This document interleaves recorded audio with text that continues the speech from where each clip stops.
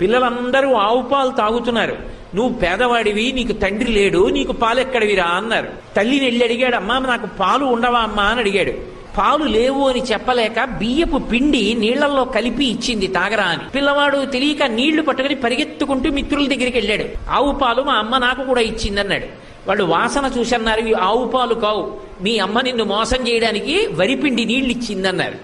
ఏడుస్తూ వెళ్ళి, అమ్మ నాకు ఆవు పాలు లేవా, నాకు నాన్నగారు లేరా అన్నాడు.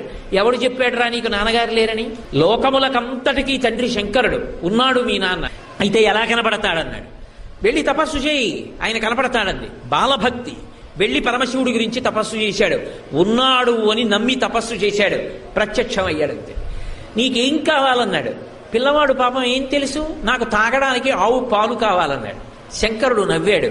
ఆవు పాలు ఇవ్వనా, నువ్వు నన్ను అడిగావు కాబట్టి పాల సముద్రాన్ని సృష్టిస్తున్నానని క్షీరసాగరాన్ని సృష్టించాడు.